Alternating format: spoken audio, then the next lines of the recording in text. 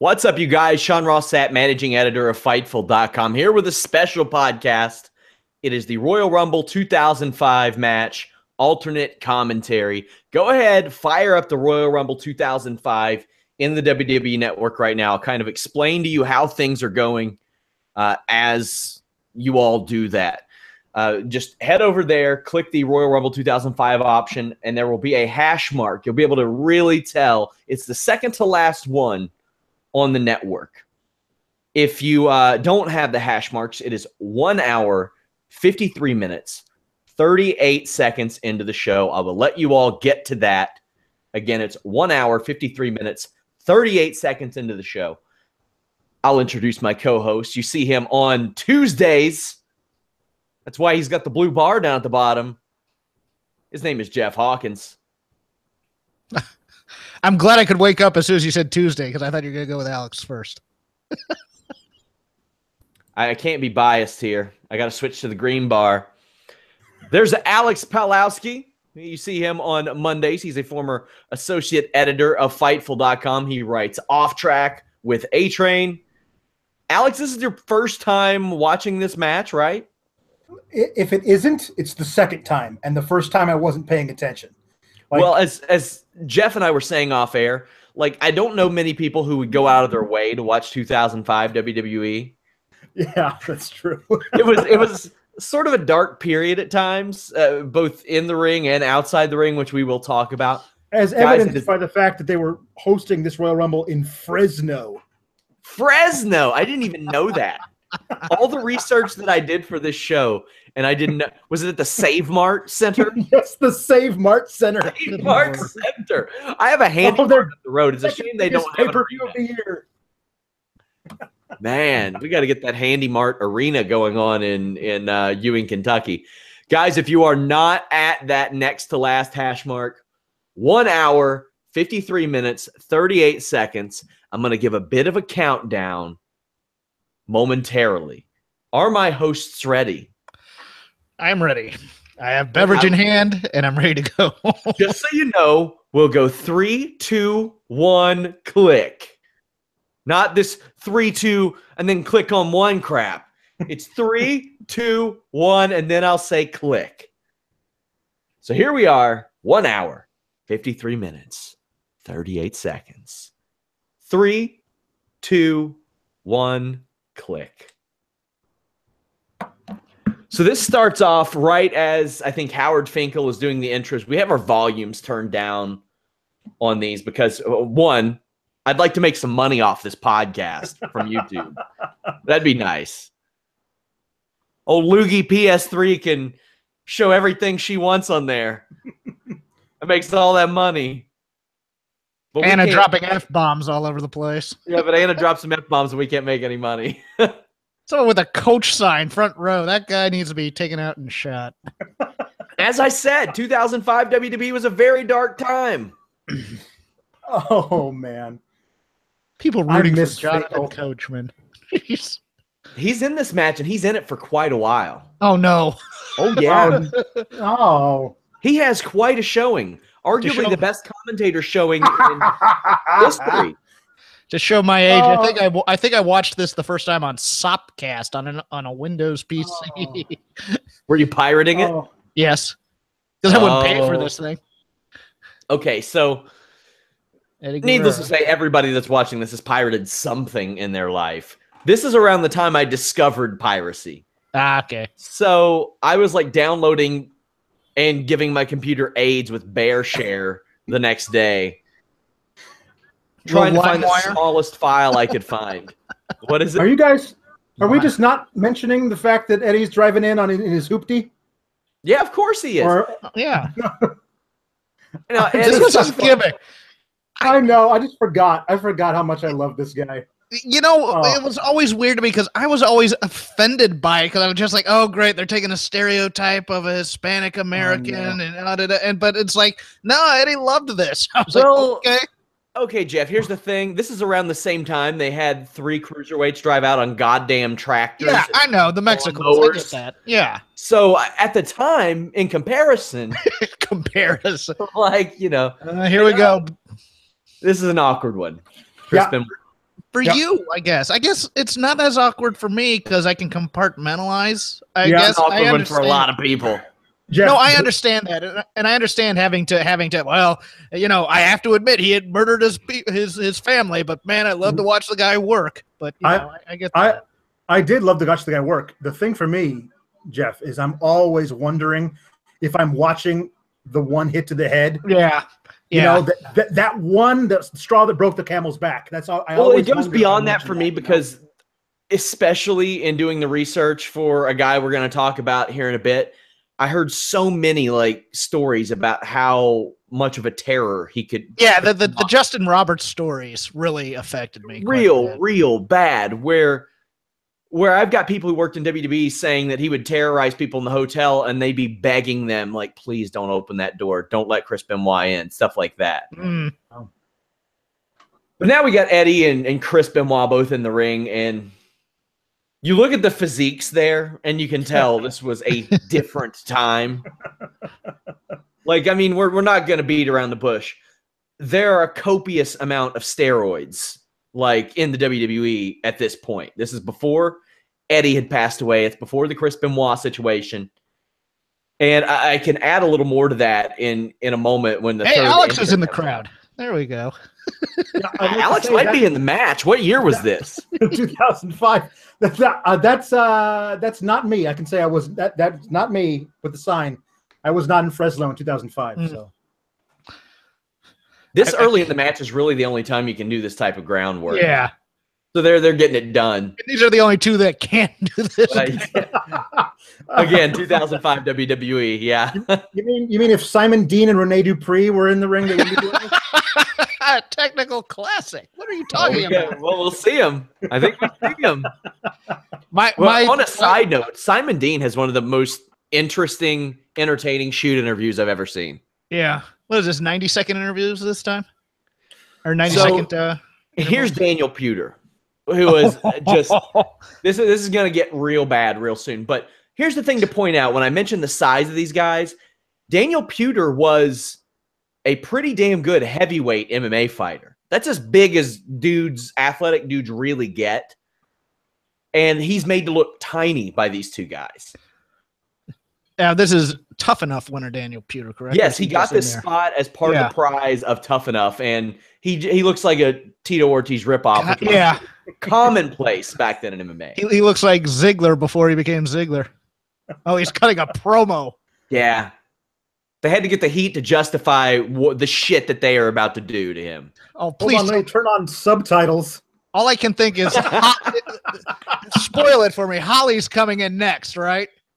Yes. And the funny thing is, over in the Fightful.com podcast archives, I have a podcast with Shane Helms where he talks about being the guy that has to come in after all this. This is hazing. This has to be hazing. This is straight up hazing. That's what it is. Oh, wait till you see the backdrop Daniel Puder takes. It's horrifying. Oh, you put him in with Benoit and Holly, and Guerrero's going to get some. The chops. Oh, my chest hurts almost 13 years later. Oh, you got to pay your dues, kid. You got to pay your dues. Puder went back to MMA and he did pretty good. He fought for Strikeforce and he was undefeated, but never really capitalized off of anything. Now he's doing charity and stuff. Even Eddie winced at that shot. Yeah. Just look at the traps on Eddie. That's not a human. That's not natural. real. No, those are like cow steroids. You can't build those. Watch this. This is so scary. Ah! That backdrop. He did not know to tuck his chin.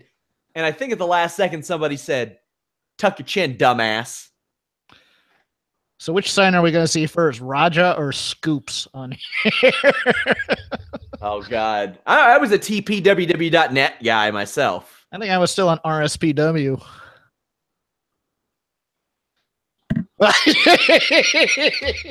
Hardcore Holly coming out to the ring. Oh. He's got the couch. He's got the cow traps too. I only survived 2 days in wrestling school, and I still feel bad for Puder. Did you see the sick burn that Holly had on Billy Gunn about steroids? Yeah. earlier this year, where Billy Gunn's like, damn, you lose weight? And he said, stop doing steroids, unlike you. I found this whole season of Tough Enough uncomfortable. They had like some interesting people. Like they ended up having a tag team champion and Nick Mitchell on there. Yeah. They had an American Gladiator and Justice Smith. There was The Miz. There was Daniel Rodheimer, who WWE thought a lot of, but then he just quit right before he debuted on the main roster. I would just like to mention that we're at this point I'm watching in a man WWE. get It's beat up. Hardcore Holly is only 10 years removed from being Sparky Plug. And I always remember Thurman Sparky Plug. And couldn't be more affable, and what a nice guy, likes to drive his race car. And here he's murdering a man with his bare hands. This is just mean. And Also, Ryback, Boogeyman were on that Tough Enough season, and they are just whipping this poor boy's and ass. the people are cheering. This is how much of sadists we've become as as wrestling fans by this point in 2005. They're loving this. Man, oh yeah. Holly said that Puder would like pop his mouth off backstage, and there was like a pecking order, and he didn't shake everybody's hand. Said all this stuff. Let's make excuses for. I mean, let's be honest. The real thing is a lot of people were dressed down backstage by the veterans, and it was a different place. Oh, not the. It's going to be a recurring theme in this match. Rough. Oh, This poor guy, he's done. And then the guy that has to come up and clean up the mess. they just dump him as the next guy comes in just to not give him a pop. Jeez. So Helms said that he was standing backstage by the monitor. Hardcore Holly just got thrown out. He saw these chops and he's like, shit, I'm getting some of that, aren't I? And he does. and he's going to oblige him. Oh, man. And then Benoit, oh, no, now I'm going to do it. God, now, we are 3 years removed from Helms having his most famous spot where he did the double choke slam to Triple H in Austin. He gets to go in and pitch stuff like this to Vince McMahon and Triple H in Austin, and now he's getting the shit lit up by I liked them turning on each other. That was a nice move. And now Benoit's just going to chop the crap out of Eddie. He said that Eddie chopped him right in the lips. Oh, I bet. In the lips. And then he was... Oh, God. I can't think of anything worse than that in my head right now. I just love how Holly's entire job here was just to beat the crap out of Puder, and then up, you're out of here.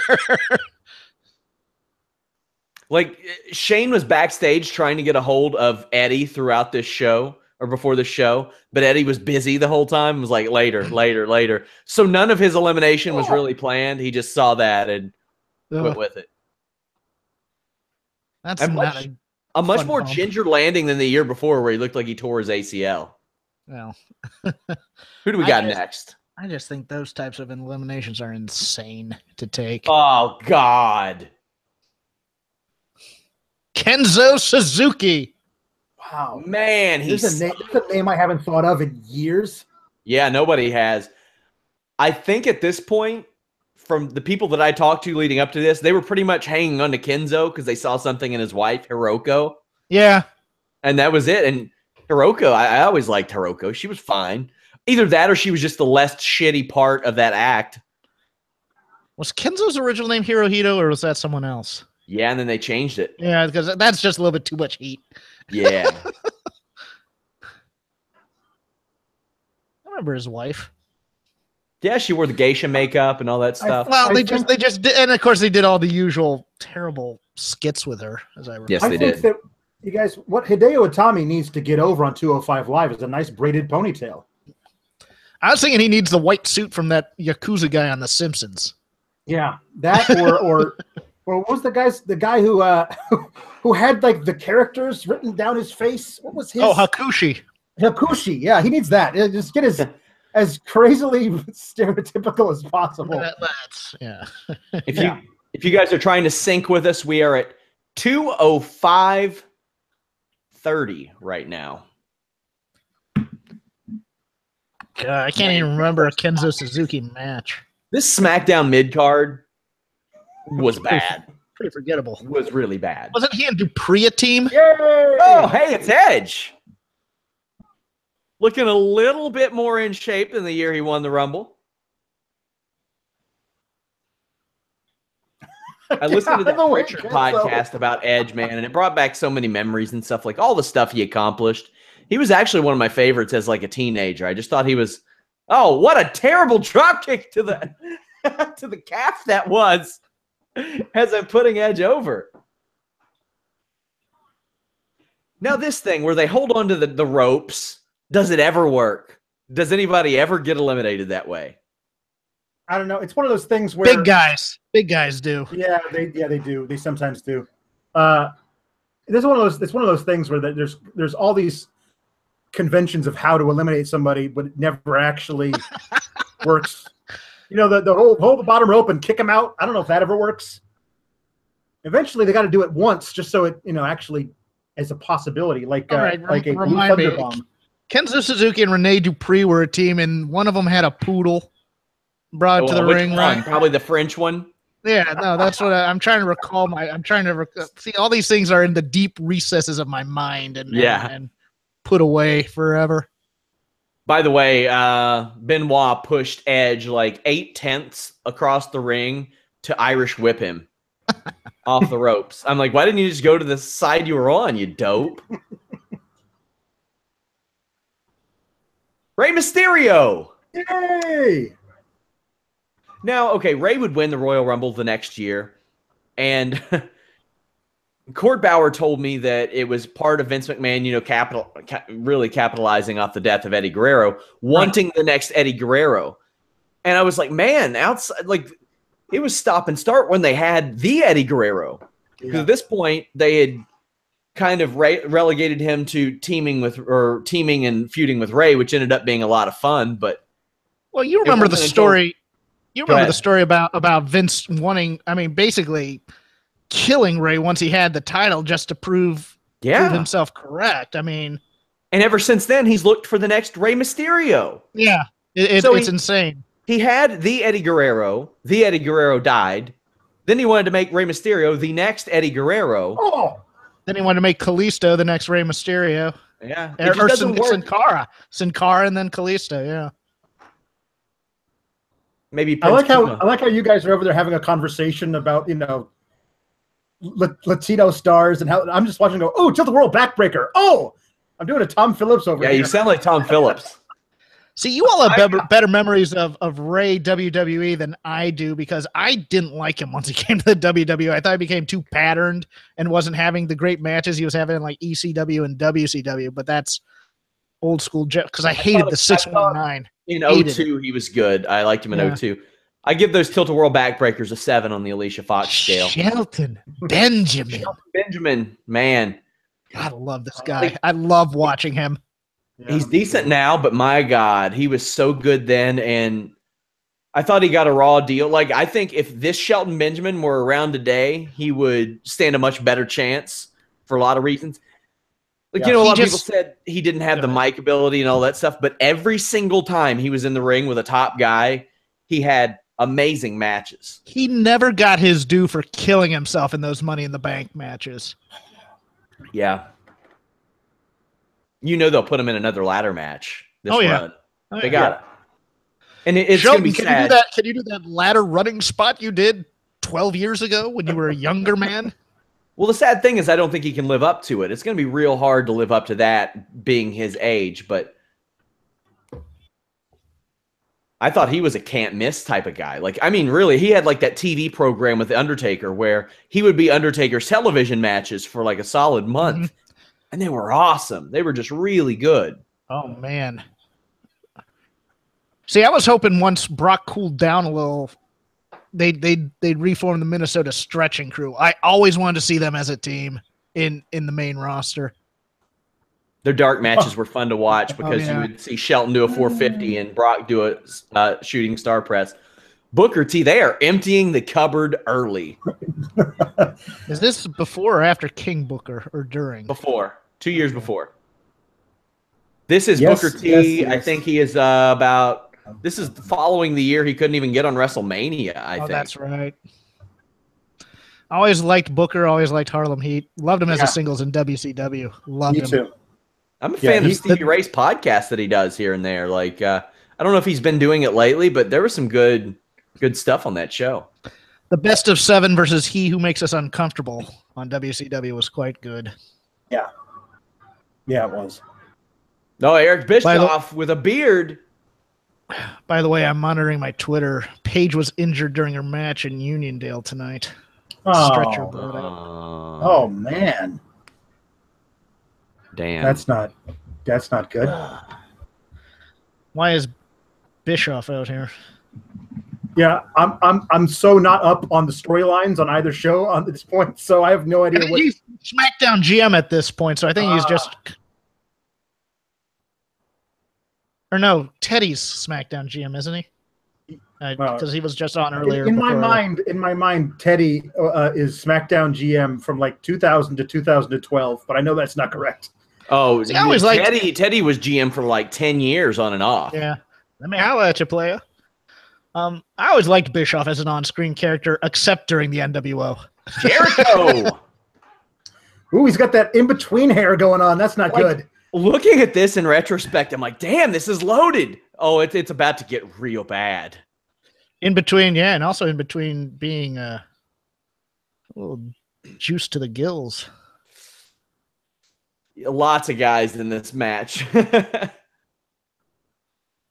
I mean, that's why you have doofuses today saying, they don't look like a wrestler. Yeah, that's just dumb. And I'm like, yeah, they don't look like they're... But they work better. How about that? Man. Oh, jeez. By the way, guys, we will have an article up on the Page injury pretty soon. Brian Rose, our associate editor, is on it. I did see the injury.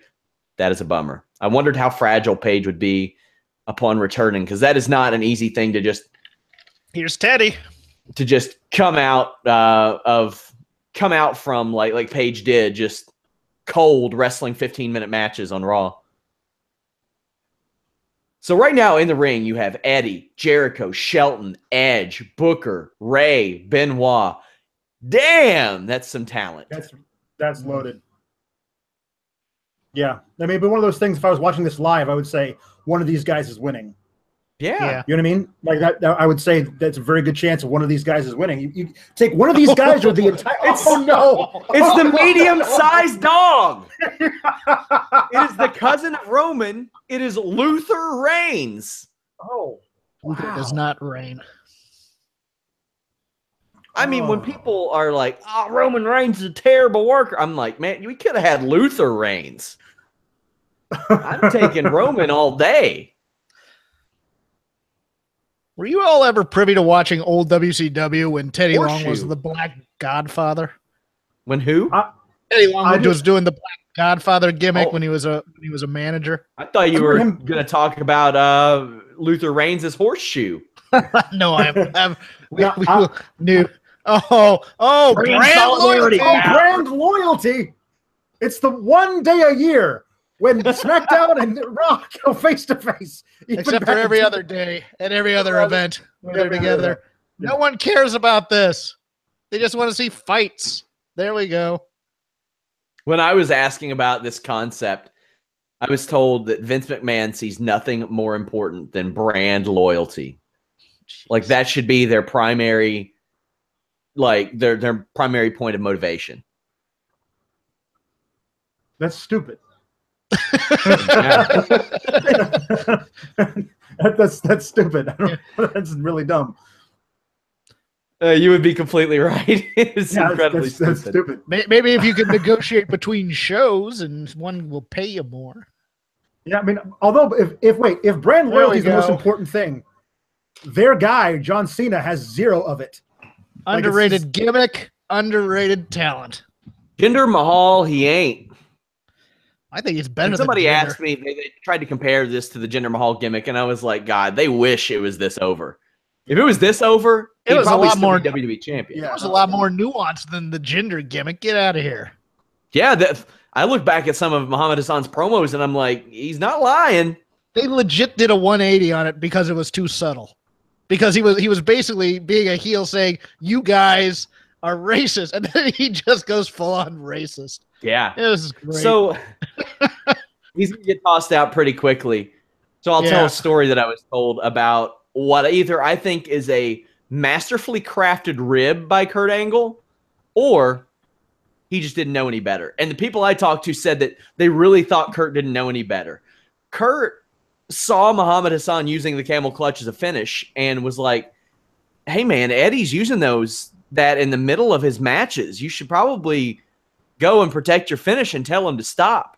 Eddie, with a notorious temper, mind you, Muhammad goes to Eddie Guerrero and says, hey, man, I really think you need to stop using this finish. And Eddie says to him, my dad invented the move. So either Kurt Angle like set a great rib, or he just really didn't know any better, because I heard that from a lot of people that Kurt Angle like thinks everybody's on the same playing field as him. Olympic gold medalist. If there's anything Vince loves more than brand loyalty, it's jingoistic displays of patriotism. Oh, yeah. Yeah. This might be how Jinder is eliminated at the Rumble. Oh, yeah. You know what? I could see that. Him and the Singh brothers at the same time. Oh, Orlando Jordan, who got the Ultimate Warrior's last match. Bane, it was terrible. So in the weeks after the Eddie Guerrero situation, Muhammad Hassan tried to make good with the roster and buy them all rounds at a Tokyo airport bar where shit is expensive. Mm-hmm. So he picked up the tab and people were getting drinks and pouring them out to rack up the tab. Jeez. Yeah. Because he seems like a nice enough guy. He's an incredibly nice guy. And a lot of the people I talked to, including Daivari, said that if he would have came along 5 years later, he would have been a giant star, because that locker room was so different. And I was told he was penciled in for a run with the title. Like Muhammad Hassan was told that. Wow. A lot of guys are told that. Yeah, it's true. Yeah, but a lot of guys don't work in big programs with the Undertaker. That's true. No, it's true. I mean, I could see it being real, but I could also just see it being, hey, you know. Oh, sure. But it's really hard. Like what they were trying to do, they were trying to get him to come back as something else, and he's like, how can I do that? Well, and the British thing happening the day of that angle it was just the worst thing possible. I mean, you can't help something like that, and then when he takes the fall for it, that's just garbage. Yeah, it wasn't his fault. And even today, like Daivari's younger than Braun Strowman, and Hassan is like maybe a year or two older than him.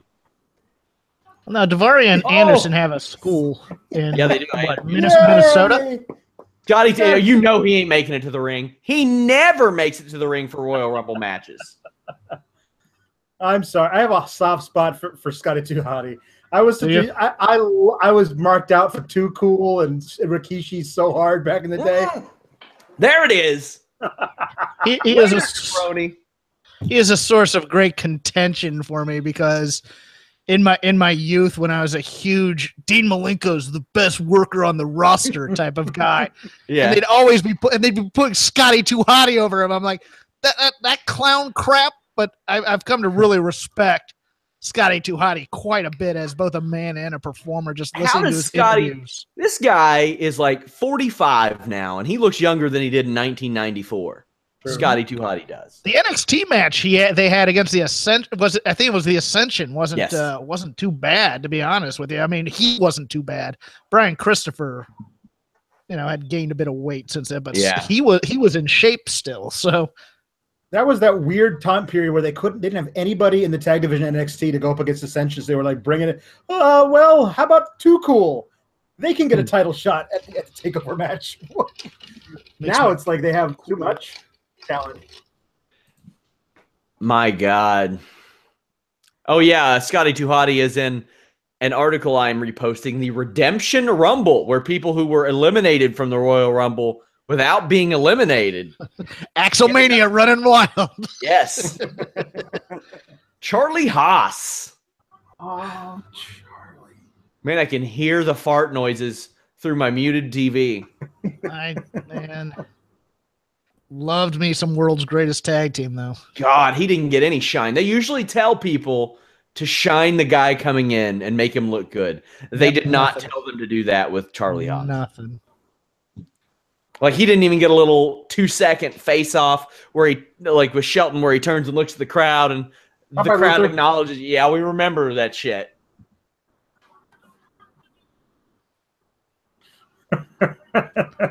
Rumble Rooney. Yay, Rumble Rooney. Of course, he can never watch Charlie Haas without thinking about his brother.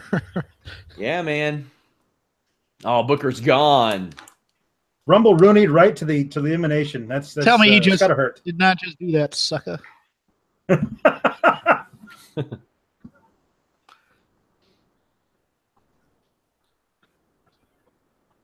Guys, on the YouTube chat, subscribe, leave us a thumbs up. Love that, Shelton. Yeah, Shelton was so talented. Jesus.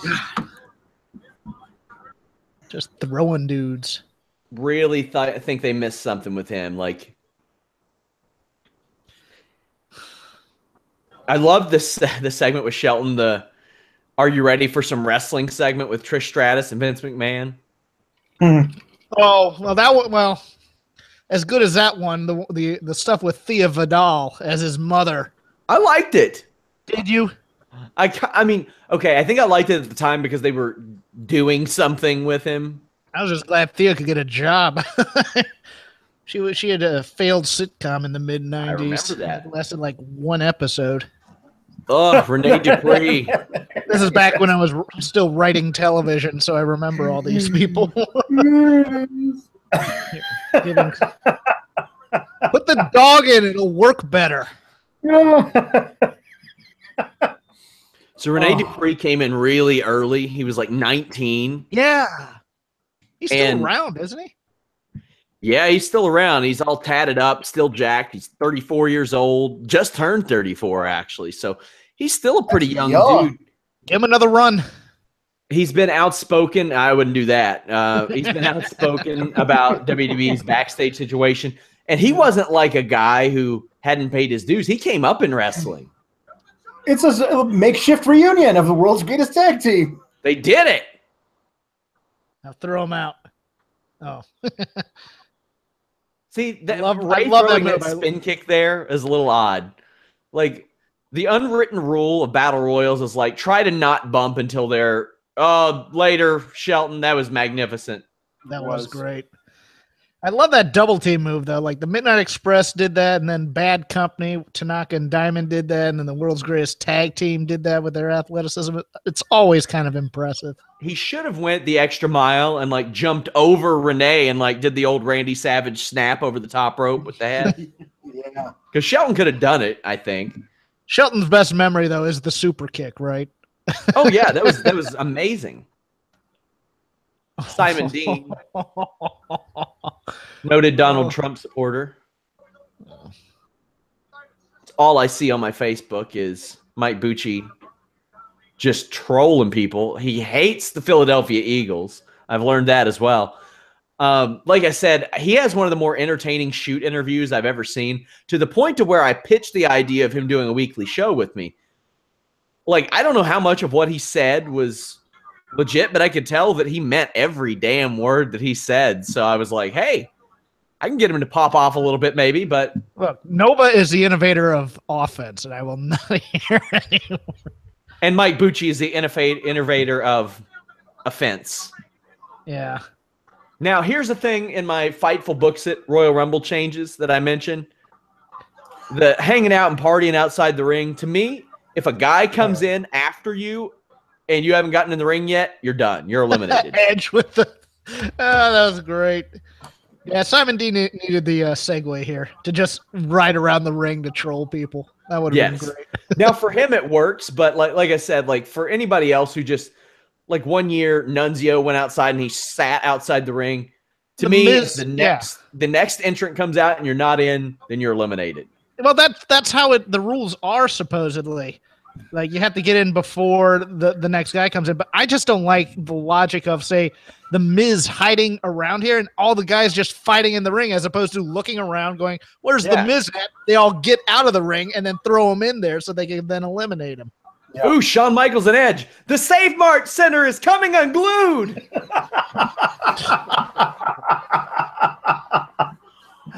Sean burying people on the way out. Yep.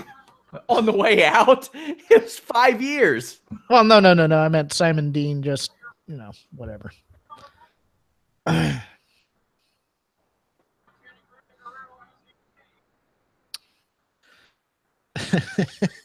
Who's that dead waiting on the ropes? Is that Dupree? I think it is. No, he's about to go. It's Charlie Haas over there. No, Haas is fighting, yeah. Haas is fighting Sean.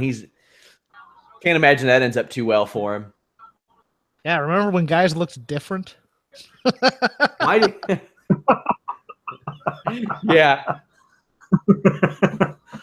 Like I'm really glad that Rene Dupree and Charlie Haas wore different gear.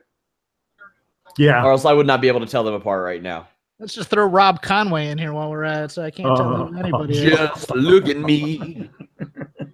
Ain't I a sight to see? Maybe We Sean got him from my Stasiak NWA while we're at it. article. He didn't respond. Charlie Haas.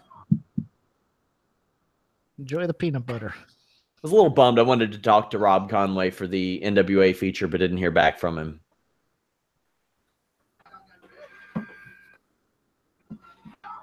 Kurt Angle. Kurt.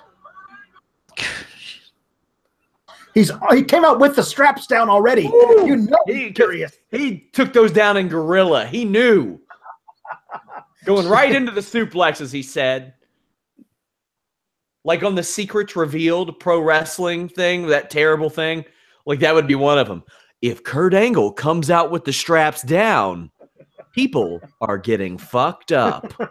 Drank It's a a gallon sign of Rockstar to and had some ephedrine. That's what. Oh, he was on his stacker twos. Yeah. Oh, and Angle is gone. No! But this helped facilitate a great WrestleMania match. Yes, it did. Also, to plug my Fightful books at Royal Rumble changes, I don't think once you've been eliminated, you should be able to eliminate people. That's the dumbest thing. You shouldn't be able to eliminate people unless you are in the match actively. So none of that Cain eliminating CM Punk shit at Rumble 14. Back in the day, guys, they used to do it like that. Like Vader got eliminated, and he came back in and tossed everybody out. And they were like, nah, you guys are still good. Especially you, Sean. But we're short on time this year, so you're out. Mm-hmm.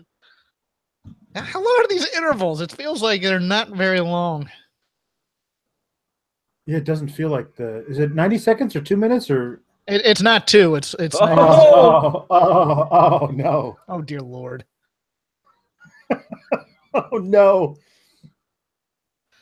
You think Coach ends up working for WWE again? Well, I'm sure he'd want to, and I don't understand why they wouldn't want him. He's just as sycophantic as he ever was. That's true. I would always, he always got a lot of heat from like Twitter. Just he would say like the smallest thing, like, man, yeah, a quarterback's release point is off a little bit, and people would be like, go back to wrestling, asshole. And I'm like, to be fair, he has had pillow fights in front of more people than these quarterbacks have ever played in front of. Yeah. It's just so weird because he goes to ESPN to be a legitimate sports broadcaster. They always put him on the wrestling beat. They do. Which, he encouraged them to. He pitched a lot of the WWE wrestling tie-in from what I understood. But it's just, man, he got fired with the layoffs, and I think Rob McCarron was the only one that brought it up. Yeah, well, yeah, Rob's like, hey, when are they going to actually announce his firing? Because it was like a stealth firing almost. Yeah, he left his handle as the coach ESPN. I think it's a little funny that, that Benoit gets to put the boots to him and Coach is just out cold. The original Batista. Oh, what's his name in Lucha Libre? Marco Corleone. Marco Corleone. Yeah. Angle just illegally dumps out Sean. Jindrak and O'Haire is one of my favorite tag teams. I love Jindrak and O'Haire. That never got their due. They were fantastic. Jindrak, a lot of people don't know, a lot of people do, was slated for Batista's spot in Evolution to the point to where they filmed vignettes for it. Wow. Was he? I thought they both were in at one point. Maybe I'm wrong on that. The vignettes were only filmed with Jindrak in it. Okay. Because they've been released. But he went to Mexico and he's made a good career of himself. Right. He's like a soap opera star. He's done some work as Marco Corleone. Just a really, really another guy. Like, I think if they had him today, they would figure out a way to make him work. You know what I mean? Yeah.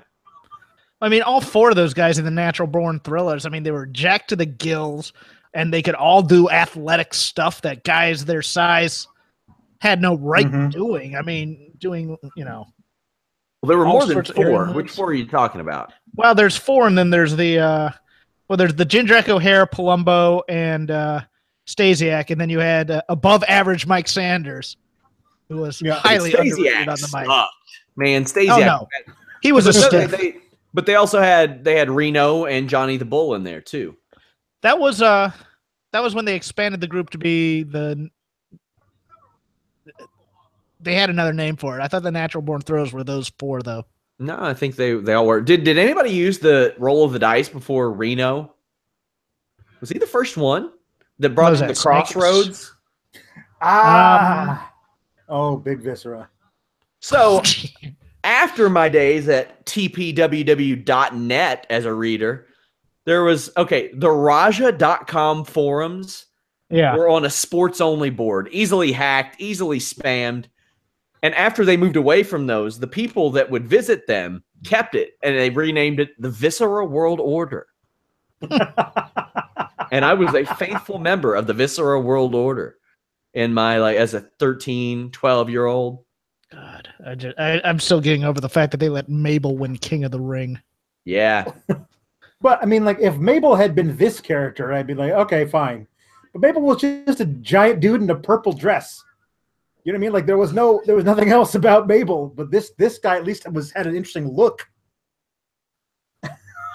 And then they hypersexualized him too, because that was too much. Oh yeah, I did an interview with EC3 one time, and he talked about how he had a dark match, and it was in a tag match with Viscera in his humping days. Oh. And EC3 said his partner got humped real good. I like me some EC3. It's Minnie the Dragon Steamboat. Yes. Oh man, Poor Paul London gets it, man. I can't wait to see it live. A guy I used to coach improv with. This is his best friend from high school, so I always have. Yeah. Well, Dupree's getting beat up right now. At this point, I was told he lost a lot of confidence in himself. He came into WWE, he was 19, a tag champion, and he's going to do the dance.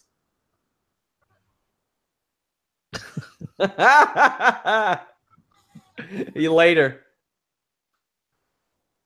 Make sure. Oh, his ass is hanging out. Look at that pop. Dupree's ass cheek hanging out. Man. Hardcore Holly beat his ass real proper for getting a ticket in his rental car and not letting anybody know about it. Also, Jindrak's still in there. Court Bauer told me that Johnny Ace was a big fan of Mark Jindrak. I bet. And I'm sure he should be, because he would have gotten a lot of the credit for that, because that was the WCW hire. He looks like Johnny Ace back in the day, except without a mullet. Who's this guy? Oh, no. Oh, no. John Doctor Cena. of Thugonomics. Yeah. I liked the spinning U.S. title. I liked it. Because I think that the U.S. title they have... Can you imagine this John Cena wearing a Ruck Fool shirt? Still wearing shorts. I love it. I think he should. I think for Halloween next year, he should be the Doctor of Thugonomics. He is so dangerous right now. He is clotheslining people with his fist. Yeah. And Viscera's like, man, don't you know who I am? I sat on Diesel, and I almost killed him. The way Diesel tells the story is they were going to fire him, and He was like, no.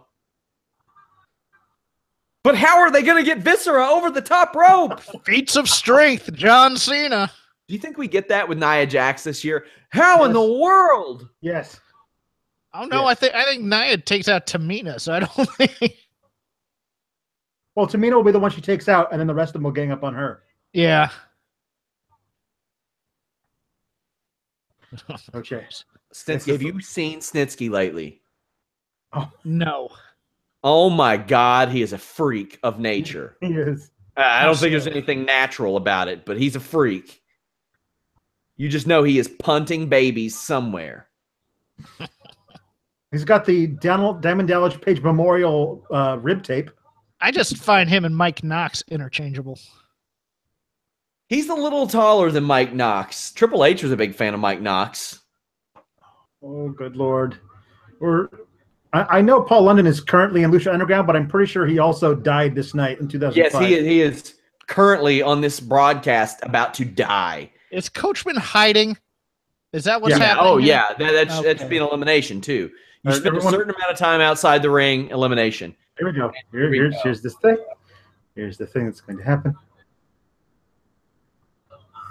Oh, God. The way London tells it, they didn't know that he was going to do it like that. Jeez. And he said that they replayed it, but they didn't really want to replay it, which I find hard to believe since it happened so quickly. But he says that Michael Hayes backstage said it was good, but it was too good. And they took him off TV for several months. I mean, it's still the Taka Michinoku elimination is still the face first in the 2000 Rumble. Guys, also I will release my Retro Rumble live tweets that I did last year. I'm going to update it with 2017. Those will be out over the next few weeks. Cain! I figured out how to bring back Jonathan Coachman. I want him to be the manager of Lars Sullivan. Oh, God. Can you imagine that? I watched the Lars Roddy match last week. Was it any good? It was very good. I'll need to watch it. So Cain, the current record holder for eliminations, wasn't in last year's Rumble. They don't have him in this year's Rumble. Do you think they're actively trying to slow him down on that regard? Oh, like, not like Puder or anything, but oh no, they're gonna give it to Braun eventually. Reigns or Braun, because they're both Reigns and Braun have a pretty good pace right now. What are the odds Cain gets the title at Rumble? None. Just for like a month, maybe, or two. A month or two. Man, that chokeslam on Ray was phenomenal. But I feel like who are they going to have him pin? Like, you got to protect both Braun and Brock. Maybe Braun and Brock pin each other. The process of elimination. That's how Shane McMahon would handle that. Yes. I guess Kane's the champ now. Bring back The Undertaker, have him fight for the title at Mania. Keep in mind, Snitsky had Doug Flutied Kane's kid before this. Oh, my God. Did you see Snitsky switch the grip on that pump handle slam? He went from pump handle to straight dick and balls grab. And they cut away. Well, as they should. It's Batista. Now, my favorite Batista moment ever is when he got slammed through a table by Lashley and Finlay, and King Booker stood over him repeatedly screaming, "Batista is down! Batista is down!" Like, mine's still kissing babies and hugging fat girls. That's the best promo. My favorite Batista moment is nothing goes over my head. I would catch it. Because I still imagine Batista the wrestler as saying that, not Drax's character. I just love him so much in those movies. Guys, if you all don't mind, share this link on social media. Let people know about it. WCW turned Batista away. That was dumb. Need Batista in the pink polo shirt, sunglasses, and not giving a damn about anybody. Also, I appreciate Batista's elimination of Snitsky, because Snitsky wasn't going over the top rope, and he said, "You are." Yes, you are. Yeah, you are. Sorry, gravity, you're going over the top rope. Also, Jericho's now out because of Batista. How do you watch? Go ahead. Sorry. The whole babyface turn was just so beautifully crafted. And of course, Vince McMahon, if you listen to Triple H and Batista, he wanted to pull the trigger way sooner, like months before this. And both Batista and Triple H were like, no, you're not going to. We're doing this the way that we want to do it. Are you telling me Vince McMahon has bad instincts? Like, you take a guy that looks like Batista after months of being a guy like Leviathan and saying, yes, we'll make him a deacon. Christian with Tyson Tomko. I love this combo. This incarnation of Christian. Love it. So Tomko, give me a beat. No.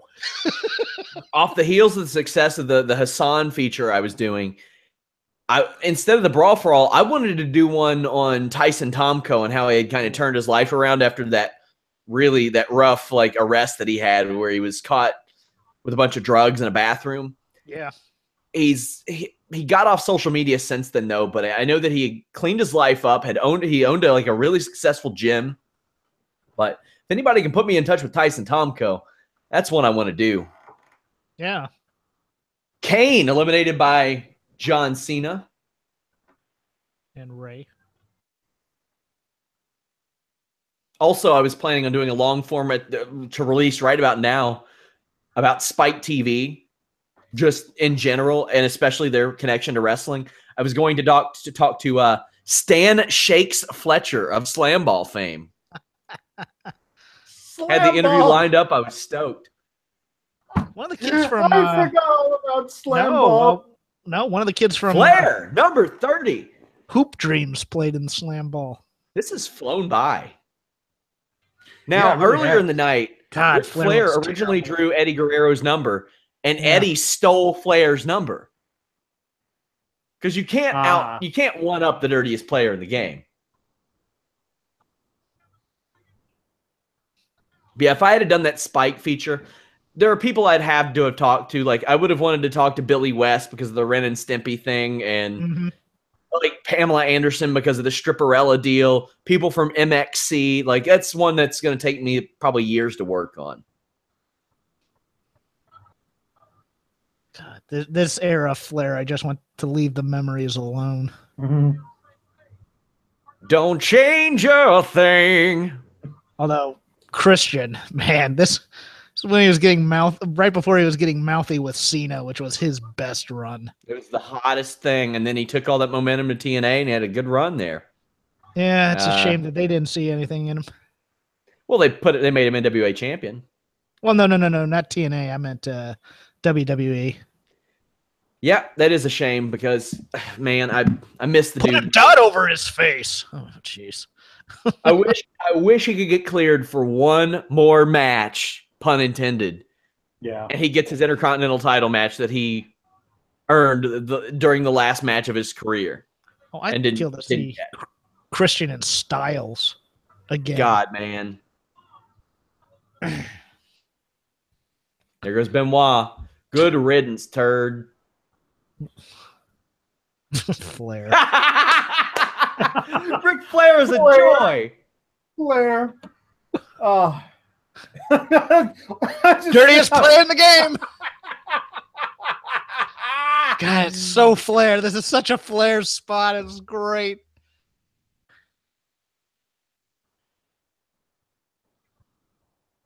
Edge, Spears, Flair. They would have a fun feud. And there he goes.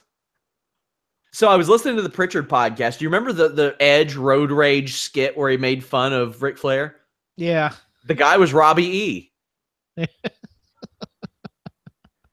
Final four, Batista, Edge, Rey Mysterio, John Cena, all of which would eventually win Royal Rumbles. Ric Flair had too. So one thing it seemed like they were getting away from for a while was repeat Royal Rumble winners. That hasn't been the case lately. Nope. I still think they need to get rid of the main event's WrestleMania gimmick out of the Rumble. I think. Hey, how about this on the Fightful Books It podcast? It's up at fightfulpods.com. Yes, I said they should just change it to whatever match you want at WrestleMania, and I'm fine with that too. I think it takes a lot of the ability to have mystery involved if it's for the main event, because then only like 3 guys can win. Yep, I agree. It should be whatever match you want at WrestleMania.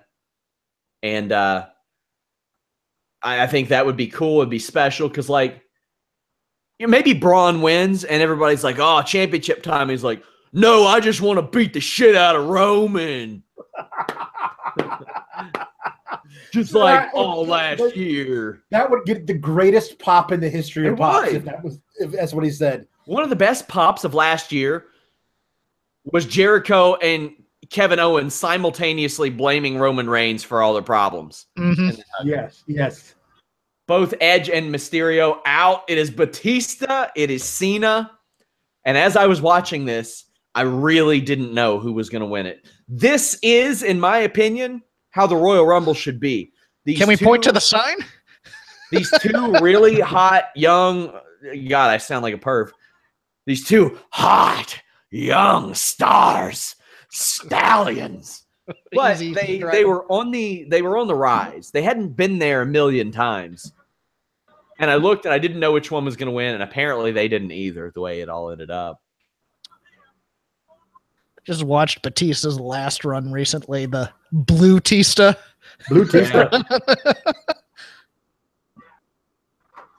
Batista said this was hectic, and it was one of the more nervous experiences of his life. Now, backstage, like, Michael Hayes is probably in the beginning stages of starting to run the Rumble. Pat Patterson did for years. I know Dean Malenko helps out a lot now, but I think Brian James does a lot too. Yeah, well, I'd say nowadays. And they're generally given an order like they know who the 2 guys that are eliminated before them are. At this point, they're just trying to think of a finish. And look at this. You couldn't have scripted. That's perfect. You couldn't have scripted it. And the thing is, they didn't. Right. Wow. Batista was supposed to hit after John Cena, but they knew they messed up. And backstage, Vince McMahon is freaking out right now, as you'll see. Mm-hmm. Not happy. Vince McMahon's been there, probably working the clocks throughout this, because sometimes they do shoot clocks, sometimes they do work clocks. He sees this all unfold, and this was not what was planned. And as I was watching it, I thought it was. Yeah, of course. They did this with what, like Luger and Bret Hart, Rock and Big Show, I think. Sort of Rock and Big Show. They did it last year with Harper and AJ Styles on SmackDown. Right. They did. Although that didn't actually work out so well. No surprises in this Rumble either, which, didn't become a thing until later on. Right. At this point, here comes Vince. Man. No, Take a quad when you come down here, Vince. Come on. Oh, he does. He does. Right there it is. He's got to sit in the ring. And so a lot of people didn't actually see Vince get hurt. A lot of people are running to Gorilla at this point, and they see Vince sitting in the ring, and the tone backstage changes, according to Shane Helms. Vince McMahon wasn't on TV for several weeks, which was his first time not being at Raw in years. He wasn't always at SmackDown, but he wasn't at Raw for a long time. By Mania, he was, because he's a psycho. Yeah.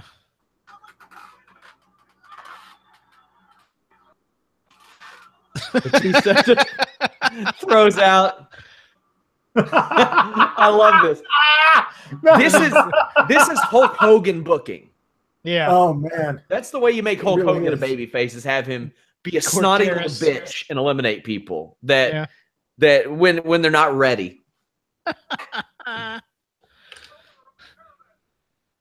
just doing spots on the fly now, trying to kill time while Vince recovers. I will say, for them doing it on the fly, they did pretty good. Yeah. Yeah. I don't think they could have played it off any better outside of Vince taking a seat in the ring. Yeah.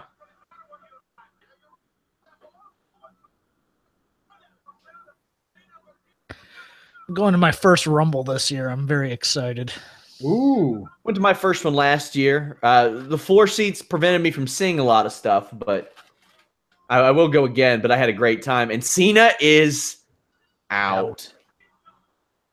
Dave Batista is your 2005 Royal Rumble winner. Like I said, no surprises. There were some years that I was told that Vince is like, God damn it, pal, it's about our stars.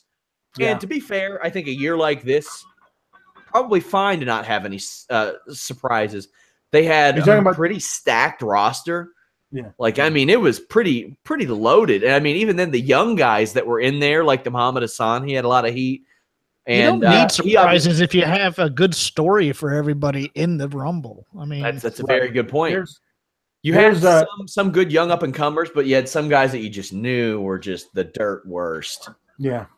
Like the CM Punk Nexus year was underrated in terms of a story, I thought. What, the year that he cut the promo in the ring? Yeah. I really liked that quite a bit. This upcoming Rumble, the roster is so deep. I don't want to see anybody get trotted out there for a nostalgia pop. I want people who deserve to be there, who've been there all year. Well, I don't think they did last year either. They just had Ty Dillinger. No, I think Well, they wanted that for the 10. They wanted that just for the 10. And it worked? Sure, and he would be up on the main roster before long anyway. So to me, I feel like that doesn't count. I really thought they could have got a little more of a pop out of Ty Dillinger if instead of at 10, they made people wait, and then they did it at 11. So that was our Royal Rumble 2005 match commentary. I hope you guys liked it. Share it, social media, all that stuff. Give us feedback. What do you want to hear more of? I did talk to a lot of people that that had things to do with this match leading up to it. But let us know what you think. Let us know what kind of stuff that you want to see. If you want to see more of these, if you want to see any more special features at Fightful.com. Of course, we have tons of Royal Rumble content coming up. I'll plug that Fightful Books It Royal Rumble Changes podcast again. We got so many podcasts. There's no way you have caught all of them, guys. There's just so many over there that we unleash. I've got a kick-ass UFC 219 preview. But, I mean, this one's going to stand the test of time. I know people will be watching this one. This type of content doesn't really age that much, which is why I try to talk about as few current things as possible. Obviously, Paige getting injured right in the middle of this throws a wrench into that. But not a plan for that. I want to encourage everybody, check out the Fightful Wrestling Weekly. It drops Thursday or Friday. It always has a lot of exclusives, behind-the-scenes stuff that you won't find anywhere else online. Tomorrow it drops, tomorrow being Thursday. Alex, what are your takeaways from the Royal Rumble match 2005? 2005. I think the biggest one was Cena and just seeing him still incredibly young, and just how much he did in those intervening dozen years between now, where I likened him to a deadbeat dad on Christmas night, who shows up every 5 months and gives a kid a shirt in the ring in the audience and says, "Thanks for kid, I'll see you later," and he shows up 3 months later. But it's a huge thing, and to watch him so young almost beat Batista, that was a pretty cool thing. Jeff, as I mentioned at the end of the show, I just thought that having the one guy on each brand that you knew was like the next big star on that brand was just a phenomenal way to end that Royal Rumble. What are some of your favorite moments, least favorite moments out of that Rumble? Well, there's definitely a chasm between who's a star and who isn't in this Rumble. Especially, and look, it goes to today. That mid-card on SmackDown was nothing. It was this terrible. whole thing. The Puder stuff still stands out to me as obsessed, over-the-top cruelty. Imagine if he decided, okay, I'm going to take this a different direction. I don't think people understand that. He was letting them do this. Mm-hmm. Daniel Puder was a pretty damn good heavyweight MMA fighter. Like, if he took it upon himself to take Chris Benoit down, I don't think there was anything Chris Benoit, even at his roided max, could have done about it. Like, it's just, despite his catch wrestling background and all that, like, it could have got real ugly, and the situation itself was really ugly. Yeah, and the physiques on some of these guys. I think we have a safer. Yeah, we have a safer business today in many respects. But of course, the same things that get you over then get you over today, and a lot of it has to do with size. But overall, an enjoyable Rumble. I like seeing guys who are young and then guys who are still trying to figure out a way to break out who did. You know, guys like a Christian, even a Jericho in some respects, even though, you know, he was at an apex at this point. It's fun to rewatch these things. Yeah, we look at this and we see Jericho, and he was just a few months from leaving. Mm-hmm. He's gone soon. Like, a lot of these guys were just gone soon after this. The aforementioned Muhammad Hassan. Dupree wasn't around a whole lot longer, was he? Or did he hang around a few years? I feel like he did hang around and went. But he's so unmemorable that we have no idea. Yeah, exactly. Puder was gone. Kenzo was gone. Luther Reigns, the medium dog, was gone. So 2005 Royal Rumble. Overall, as it pertains to booking, I'd give the match a thumbs up because, like I said, that finish, while not planned, was pretty special. The one thing, though, this was about the time where if you weren't a big star to the company, you probably weren't eliminating anybody. Mm-hmm. Yeah. There were some exceptions. Hardcore Holly eliminated Puder because, of course he would. And then Snitsky eliminated Paul London because there was that spot. Otherwise, it was Batista, Booker, Benoit, Eddie, Edge, Cena, Cain, Angle, Mysterio, Flair, Michaels. Like, those were the people eliminating guys. I kind of wish they would get away from that, but Alex, do you think they do that today to pad the numbers? Yeah, maybe. I mean, to me, I feel like the guys, there shouldn't be like joke fluke eliminations unless it's by a guy who's going to go far in the actual Rumble. You know, like, I don't like seeing that, like, well, that was stupid, because then it doesn't, happen. Like, there's certain things where I love the ones where I feel like, that's going to lead to something. You know what I mean? Like, to me, the fact that they never got the chance to pay off Braun Strowman getting eliminated by Baron Corbin last year was like, okay, now what? Like, who cares? Like, it would have been a much bigger deal had somebody on Raw eliminated Braun, and then they could have gone on to do something. Now, as it is, we got Braun versus Roman for the entire year, and I can't complain about that. But I always like it when the eliminations lead to a feud. Like we saw in this with Angle and Michaels. That was an obvious feud starter kind of a thing that happened in the Rumble. I love when that happens, and I don't like when it's like, I do think there are some benefits from, like, the Corbin thing. Like, Corbin didn't have the opportunity to get crushed by Braun Strowman, and that's maybe the direction they wanted to take him, is that they wanted him to look strong, but didn't want to have to give up anything in doing that. And my thing is, anybody can be eliminated from a Royal Rumble. Like, even when I was in Battle Royals, they were like, is it okay if this person eliminates you? I'm like, you can have a toddler eliminate me. It's going over the top rope, man. Like, that's all it is.